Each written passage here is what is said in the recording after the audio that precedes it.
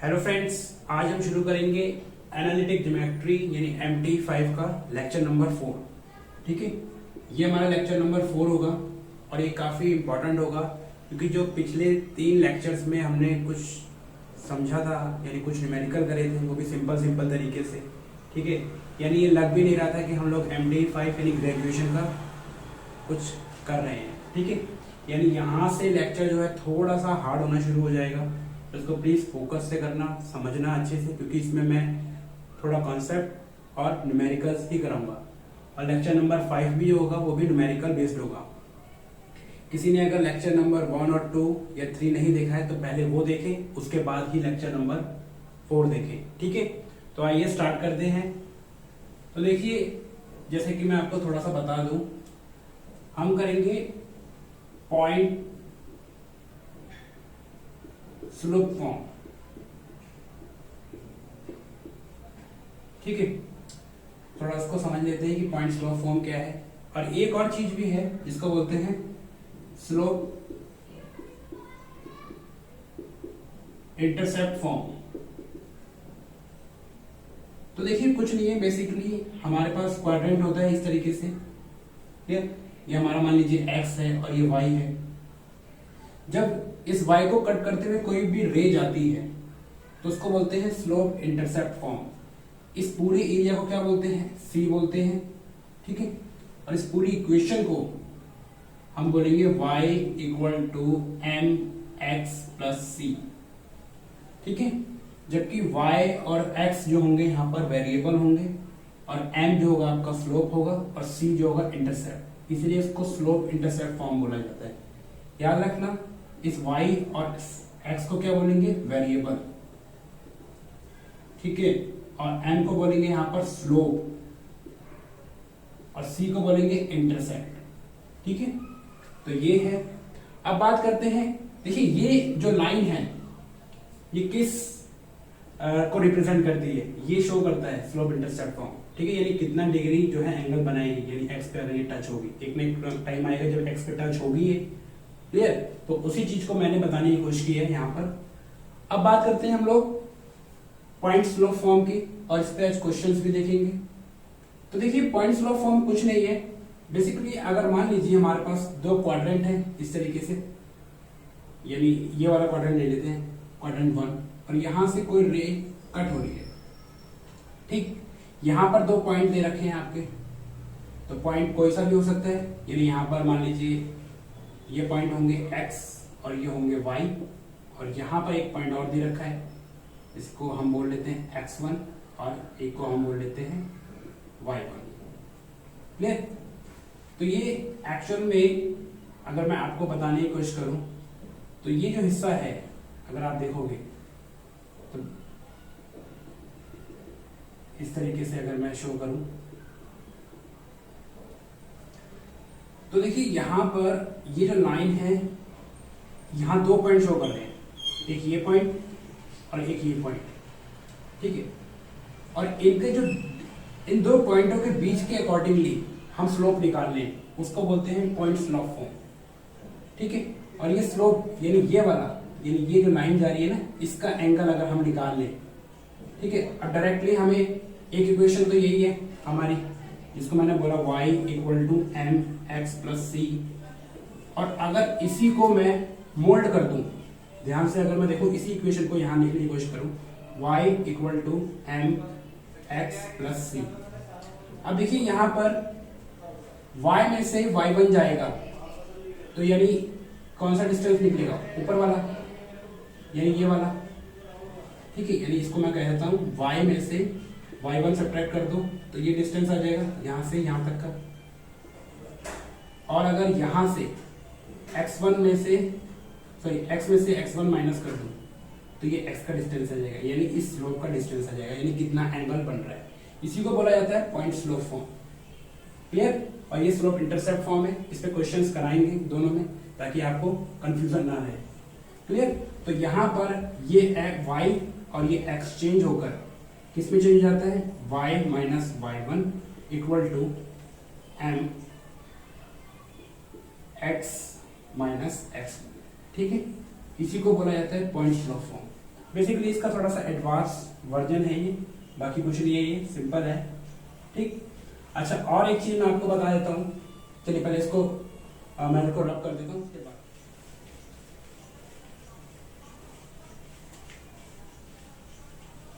अब हमारे पास दो इक्वेशन है, y equal to m x plus c, और एक है हमारे पास y minus y one equal to m x minus x one. ठीक है, तो ये है स्लोप इंटरसेप्ट फॉर्म और पॉइंट स्लोप फॉर्म।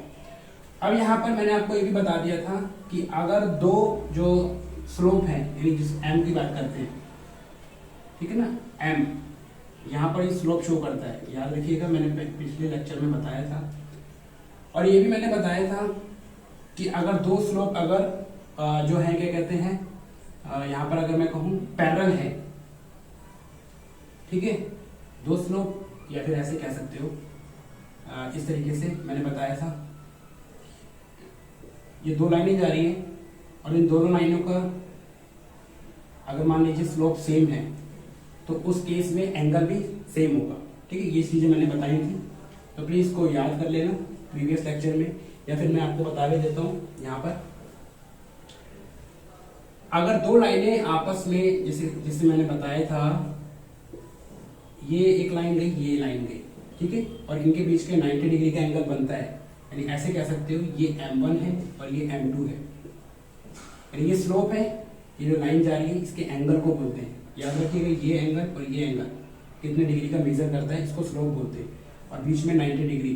कहने का मतलब क्या है कि अगर दो स्लोप आपस में परपेंडिकुलर होते हैं तो उनका इक्वल क्या होता है, -1 होता है। याद रखना, तो मैं यहाँ पर लिख देता हूँ।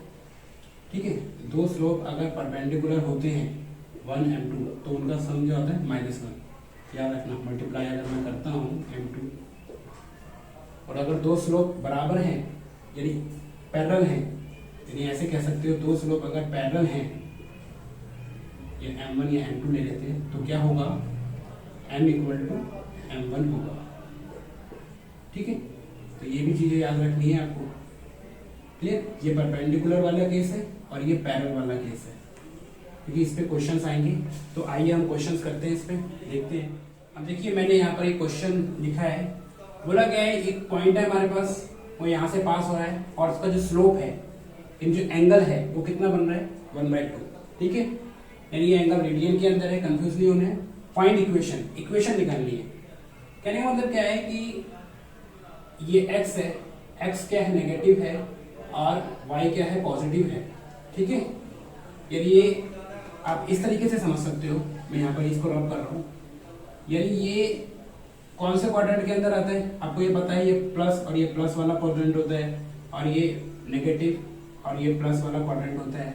तो कहने का मतलब क्या है कि यहाँ से कहीं ना कहीं पास हो रहा है, ये इस तरीके से ये लाइन कहीं ना कहीं यहाँ से पास हो रहा होगा, -4 और ये 3, क्योंकि एक नेगेटिव है पॉजिटिव है, इस तरीके से। और जो स्लोप बन रहा है वो इतना बन रहा है 1/2। तो बोल रहे इक्वेशन बताइए हमें। तो इक्वेशन क्या है, सिंपल है, आपको पता है कि इक्वेशन निकालने के लिए आप ये पॉइंट मान दीजिए, यानी ये इक्वेशन लगा दीजिए। ठीक है, तो किस तरीके से स्लोप निकालेंगे, इक्वेशन क्या होता है, वी नो दैट, इक्वेशन हमें पता है y equal to y1 equal to m और x माइनस x1। ठीक है, अब देखिए y तो हमें पता है कितना है, 3 है, माइनस है इसलिए माइनस लगाया। m आपको पता है कितना है, 1/2 है, क्योंकि मैंने बताया था m यानी स्लोप, और x माइनस, अब देखिए 1 कितना है, x1 ये है हमारे पास -4, तो यानी यहाँ पर -4। फिर बाद में इसको चेंज कर लेते हैं, x प्लस में 4। ठीक है, अब क्रॉस मल्टीप्लाई कर लेते हैं, या क्रॉस मल्टीप्लाई नहीं करनी है तो ऐसे ही छोड़ देते हैं, यानी ये आपका क्या होगा, आप कह सकते हो ये उधर जाएगा तो मल्टीप्लाई होगा इससे और इससे, तो ये 2 हो जाएगा, फिर ये इधर जाएगा +5। ठीक है, तो ये इक्वेशन बिल्ड हो गया है। चाहो तो इसको और अरेंज कर सकते हो, लेकिन इससे ज़्यादा अरेंज मत कीजिए, इसको सिंपल अरेंज कीजिए। ये क्वेश्चन बन गया है। ठीक है, तो देखिए ये तो सिंपल क्वेश्चन था, थोड़े से अब हार्ड लेवल के क्वेश्चंस करते हैं, क्योंकि मैंने आपको बताया है कि जब दो लाइन अगर परपेंडिकुलर हैं तो उनके स्लोप का जो मल्टीप्लिकेशन होगा वो क्या होगा, -1 होगा। ठीक है, और अगर दोनों स्लोप यानी जो लाइनें हैं अगर वो पैरेलल हैं एक दूसरे के तो क्या होगा, उनका जो स्लोप होगा वो क्या होगा, बराबर होगा m1 m2। ये चीजें रिजल्ट याद रखना है, क्लियर, ताकि मैं अगले क्वेश्चन पे इस पे ही बेस्ड होंगे। तो मैं रब कर रहा हूँ, अब क्वेश्चन लिखता हूँ थोड़े से हार्ड, अब करते हैं उसको। अब देखिए क्वेश्चन नंबर 2 लिखा है मैंने, बोला क्या है कि हमें इक्वेशन निकाल के बताइए, स्ट्रेट लाइन यानी एक इक्वेशन निकालिए जो स्ट्रेट लाइन जा रहा है वो इन पॉइंट से होके जा रहा है, ठीक है, और एंगल बना रहा है 60 डिग्री का विद पॉजिटिव वाई एक्सिस। यानी कहने का मतलब क्या है, मैं सिंपल लैंग्वेज में आपको समझाने की कोशिश करता हूँ। यानी यहां से कोई लाइन जा रही है ऐसे, ठीक है, यानी ये एक पॉइंट यानी एक लाइन जा रही है और ये कहीं ना कहीं आपको ये कह सकता हूं, ऐसा हो सकता है ये जो पॉइंट है, सपोज कर लीजिए ये, या फिर ऐसे कह सकते हो, कहीं ना कहीं ये पॉइंट यहां पर आता है, इस तरीके से समझो इसको, ठीक है, और यहां पर y एक्सिस से and making an angle 60 degree with positive x axis. कहने का मतलब क्या है, x एक्सिस के पॉजिटिव से यानी यहां से कितने डिग्री का एंगल बना रही है, 60 डिग्री। तो बताइए इक्वेशन क्या होगी, यानी कहने का मतलब क्या है, यानी यहाँ ये जो लाइन होगी वो यहाँ होगी कहीं ना कहीं, इस तरीके से समझ सकते हो आप। ये जो लाइन है ना, मैंने इसको इस क्वाड्रेंट में रख के देखिए तो आप समझ सकते हो, या इसको मैं इधर ही बना देता हूँ, एक काम करता हूँ ऐसे करके, कहीं ना कहीं ये पॉइंट यहाँ आ रहा होगा, ऐसे समझ सकते हो, ठीक है, इस पॉइंट पे, और यहां से ये 60 डिग्री का एंगल बना रहे हैं ऐसे करके, और मैं इसको यहां से ऐसे कर लूं, या फिर आप सिंपल समझिए इसको ऊपर वाले तरीके से, कंफ्यूज होने की जरूरत नहीं, बिल्कुल सिंपल तरीके से समझिए। मैंने यहां से एक लाइन लिया और कहीं ना कहीं ये यहां से 60 डिग्री का एंगल बना है, यानी हम जो एंगल मेजर करते हैं वो कहां से करते हैं, यहां से, यानी बकायदा ये एंगल 30 डिग्री का होगा। अगर 90 माइनस 30 करें, 60 करेंगे तो 30 होगा, और ये जो पॉइंट है यहाँ आ रही है इस लाइन पर, कहीं ना कहीं ये पॉइंट होंगे। तो बताइए इक्वेशन क्या होगी। तो सिंपल है, अब आपको पता है इक्वेशन क्या होती है, y equal to y1 equal to m और x माइनस x1, ये इक्वेशन होती है। लेकिन यहाँ पर याद रहे आपको एंगल 30 रखना है ना कि 60। क्यों? क्योंकि m का मतलब यहाँ पर क्या है, tan थीटा, और आपको पता है tan थीटा अगर पॉजिटिव से ही निकालेंगे, क्योंकि x एक्सिस के पॉजिटिव से निकालेंगे तो इस तरीके से निकलेगा ये 30 डिग्री। क्यों निकलेगा, रीजन क्या है, यानी जो पूरा एंगल होगा यहाँ से यहाँ तक का कितना होगा, 90 डिग्री, 90 माइनस 60 यानी यहाँ इसलिए लिखा मैंने 30, ठीक है, ये याद रखना। और tan 30 क्या होता है, 1/√3, क्लियर। तो यानी m जो आया कितना आया आपका, 1/√3 आया। तो यहाँ पर सीधा सीधा जो m है वो कितना लिख सकते हो, 1/√3, ठीक। अच्छा मैं चाहूँ तो यहाँ पर x और 1 दोबारा लिख सकता हूँ, x y के x क्या है मेरा, x1 ये रहा, y1 मेरा ये रहा, ठीक है। तो y1 मेरे पास कितना है, -2 है, और x1 मेरे पास कितना है, 3 है, यानी ये इक्वेशन इस तरीके से बन गई, 3 इक्वल टू 1/√3 और x माइनस 3, ठीक है। अब चाहो तो आप x को एक तरफ कर लीजिए, y को एक तरफ कर लीजिए। तो मैं इसको इक्वेशन बना के छोड़ता हूँ, इस तरीके से लिख लेता हूँ, y इक्वल +3 और 1/√3, और ये x और ये, या हाँ मल्टीप्लाई कर लेता हूँ, एक काम करता हूँ, x/√3, और ये यहाँ पर मल्टीप्लाई होगा तो √3 बचेगा। अब देखिए इस y को भी मैं उधर ही ले जाता हूँ, मैं y को भी उधर ले जाता हूँ, तो x/√3, और y को भी उधर ले गया तो -y, और ये -√3 और ये 3, ठीक है। तो इस तरीके से कहीं ना कहीं ये इक्वेशन बनेगी। इसको और सिंपल ले लीजिएगा, कर लीजिएगा। अच्छा ये 3 है पॉजिटिव का, ठीक है, इसको और सिंपल कर सकते हो आप, सिंपल करके छोड़ना है, यानी कहने का मतलब क्या है, ये इक्वेशन बनेगी। चलिए अब थोड़ा सा और डिफिकल्ट क्वेश्चन देखिए। अब देखिए क्वेश्चन नंबर 3 लिखा है, और ये जो क्वेश्चन है बहुत ही इंपॉर्टेंट है, ठीक है, इसको ध्यान से समझेंगे और इसको करेंगे। देखिए क्या बोला गया, find the equation of line.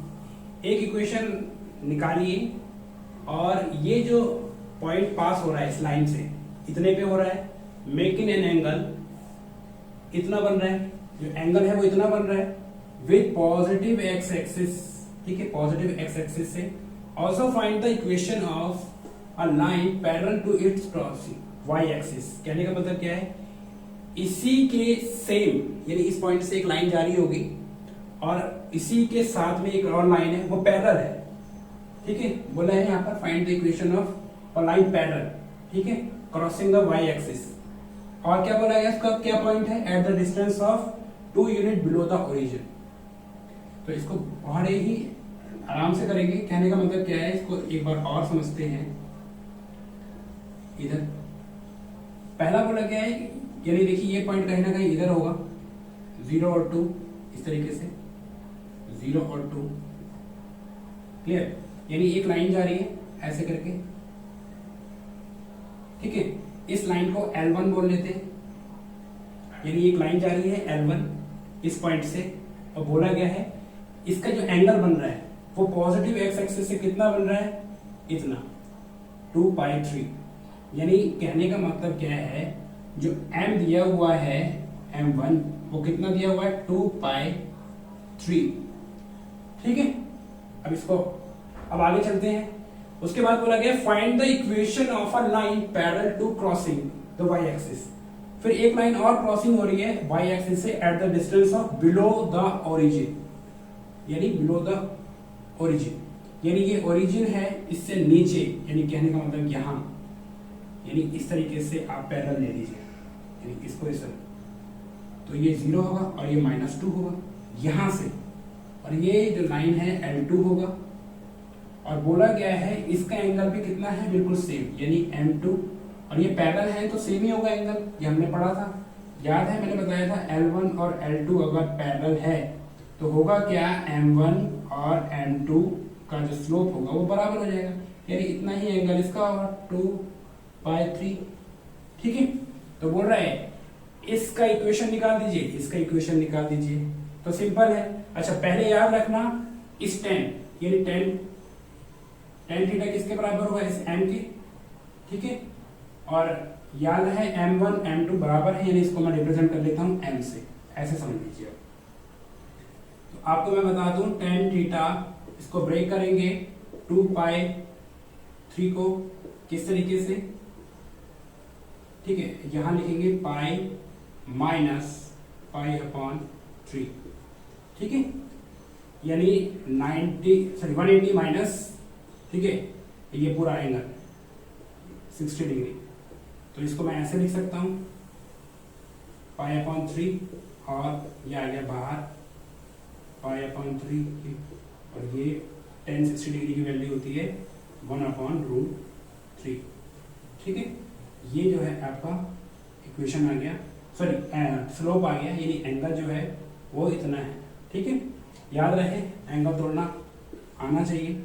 उसके बाद L1 निकाल लेते हैं, इक्वेशन ऑफ L1, इक्वेशन निकाल लेते हैं L1 की, यानी इक्वेशन ऑफ L1 कैसे निकालेंगे, L1 है हमारा ये y equal to, sorry y minus y1 equal to m equal to x minus x1। तो आपको बहुत सिंपल है, ये आपका x हो गया और ये आपका y1 हो गया, x1 y1।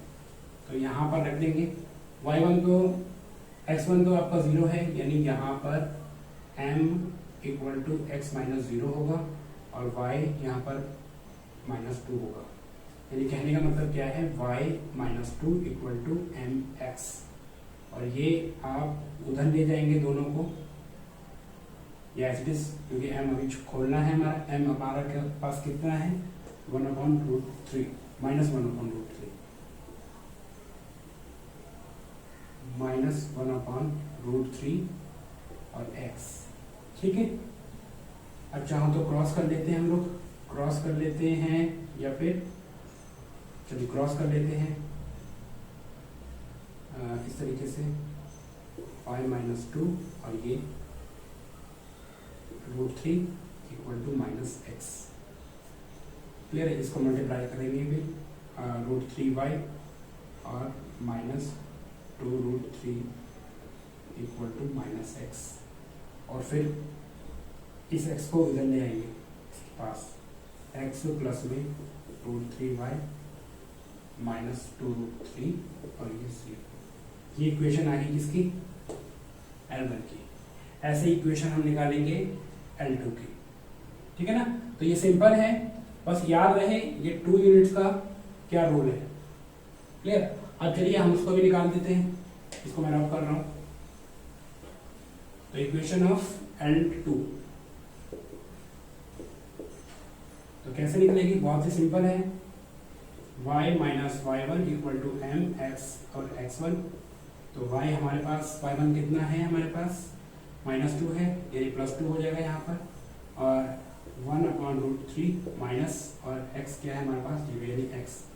फिर वही कॉन्सेप्ट √3 y -2 और √3, ठीक है, और ये आपके पास equal to -x।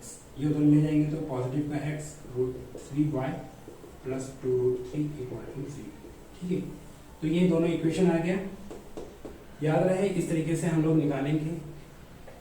I hope ये क्वेश्चन आपको समझ में आया होगा। चलिए अब नेक्स्ट क्वेश्चन करते हैं।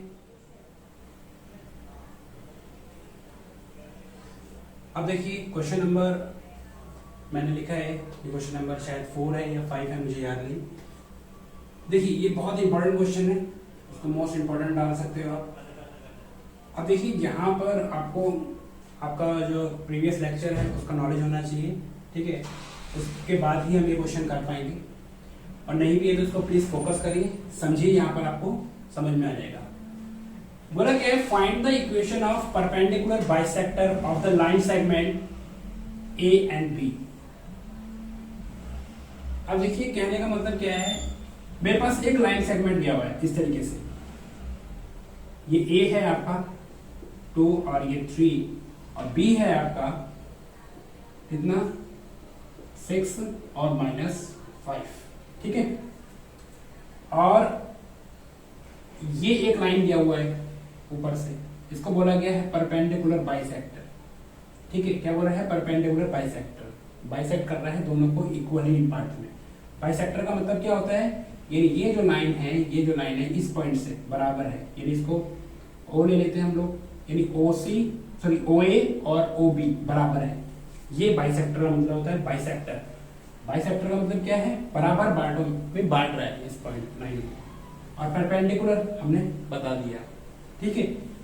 अब क्या कह रहा है, जरा इसको दोबारा पढ़ते हैं। Find the equation of perpendicular bisector, यानी इस इक्वेशन, यानी इस लाइन की इक्वेशन पूछ रहा है, यानी अगर मैं इसको नाम दे दूं कुछ और, यानी P और ये Q, यानी इक्वेशन पूछ रहा है P और Q की। तो अब तक हम क्या करते आए थे, यानी अब हम अब तक ये करते आए थे कि हमें एक पॉइंट पता होना चाहिए x y, और एक m पता होना चाहिए। तो हम क्या करते थे, x1 और y1 पता होना चाहिए, यानी एक पॉइंट पता होना चाहिए और एक स्लोप पता होना चाहिए, तब जाके हम इक्वेशन निकाल सकते हैं। लेकिन यहाँ पर ना ही हमें स्लोप दिया है, ना ही कोई भी पॉइंट दिया है इसका, तो हम निकाल नहीं सकते। तो इसमें सिंपल क्या है, आपको क्या करना है,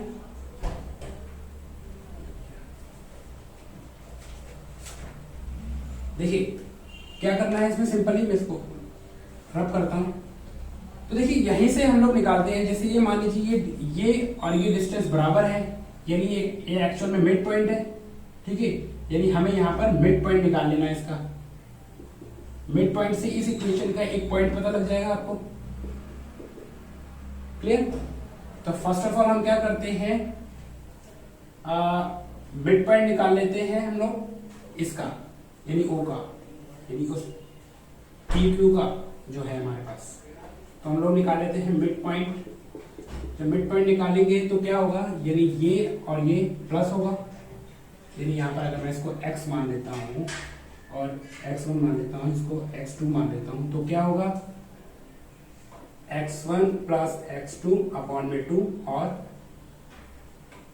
ये y1 और ये y2, ये होगा y1 प्लस में y2 अपॉन में 2, तो मिड पॉइंट निकल आएगा, यानी x और एक y पूरा निकल आएगा इस लाइन के लिए, यानी इस पॉइंट। तो क्या होगा 2 और 6 अपॉन में 2, और यहाँ क्या होगा 3 माइनस 5 अपॉन में 2, यानी आ गया आपका 8 अपॉन में 2, और ये आ गया आपका -2 अपॉन में 2, यानी ये आगे कट के -1, और ये आ गया आपका 4, यानी ये पॉइंट तो आपके पास आ गया, ठीक है, यानी क्या आ गया 4 अपॉन में -1, ठीक है, इसका इस लाइन का यानी पी क्यू का। तो मैं इसको रब कर रहा हूँ क्योंकि जगह नहीं है हमारे पास, तो ये मैंने पॉइंट निकाल दिया आपका, यानी मिड पॉइंट मैंने निकाल दिया है। क्या निकाल दिया है, मैं यहाँ लिख लेता हूँ 4 - 1।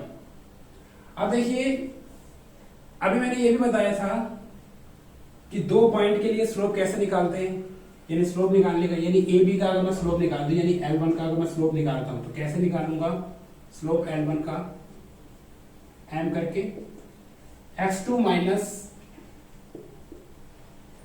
x1 upon y2 minus y1, ये मैंने बताया था। ये इक्वेशन इस तरीके से भी स्लोप निकलता है हमारा। तो m equal to previous lecture second के अंदर शायद मैंने ये बताया था।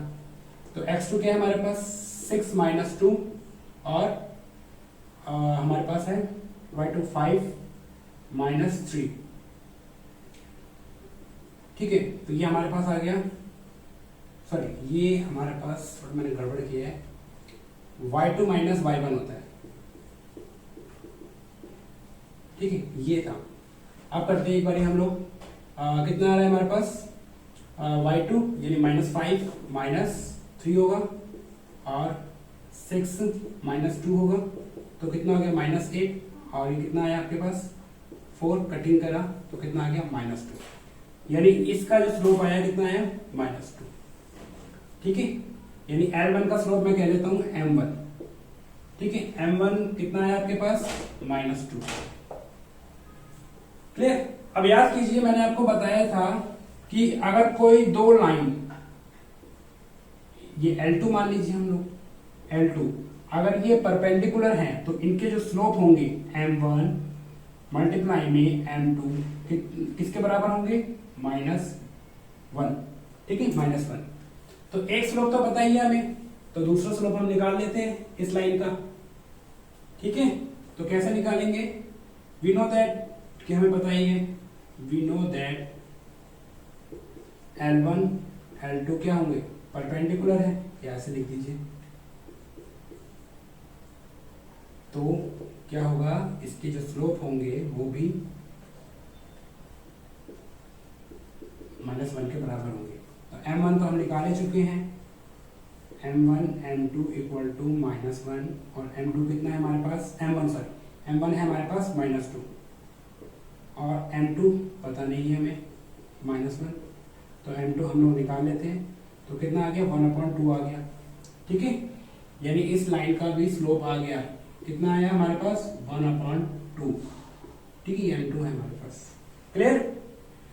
तो हमें निकालने के लिए क्या चाहिए था, इस लाइन का स्लोप चाहिए और एक पॉइंट चाहिए, तो हम इसका इक्वेशन हम निकाल सकते हैं, ठीक है। तो मैं रब कर रहा हूं बहुत ही सिंपल तरीके से।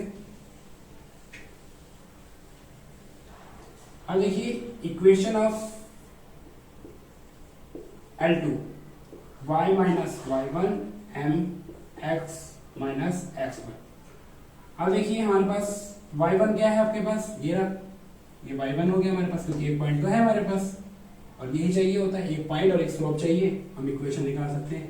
तो ये है हमारे पास -1 यानी +1 हो जाएगा हमारे पास, और m क्या है हमारे पास 1/2 है, और x कितना है हमारे पास 4 है, ठीक है, इस तरीके से। तो इक्वेशन निकाल लिया हमने, चाहो तो आप क्रॉस कर दो, तो ये 2y + 2 और ये x - 4, और इसको उधर ले आओ आप, तो x - 2y - 4 - 2, ठीक है, इक्वल टू 0, x - 2y और ये -6 इक्वल टू 0। ये आ गई इक्वेशन ऑफ लाइन, यानी इस लाइन की इक्वेशन क्या है, x - 2y - 6 इक्वल टू 0, ठीक है। तो आई होप कि ये चीज समझ में आ गई होगी, बहुत सिंपल तरीके से मैंने आपको समझाने की कोशिश की है। अब देखिए कई लोगों को ये भी लग रहा है कि जो ये जो सिलेबस है वो MT5 का नहीं है, एक्चुअल में ये है एमटी 5 का, लेकिन मैं आपको बेसिक से स्टार्ट करा रहा हूं ताकि प्रॉब्लम ना आए, ठीक है। क्योंकि यही जो चीजें हैं अगर आपको स्किप कर दी जाएंगी और डायरेक्टली समझाया जाएगा तो आपको हो सकता है ये चीज समझ ना आए। मैं भी कोशिश कर रहा हूँ कि जल्द से जल्द इसका सिलेबस खत्म कर दूं लेक्चर के साथ, फास्ट तरीके से आपको एग्जैक्ट कॉन्सेप्ट के साथ, ताकि आपके एटलीस्ट एमटी 5 में अच्छे मार्क्स आए और अच्छे से स्कोर करके इसको पास आउट कर सके, ठीक है।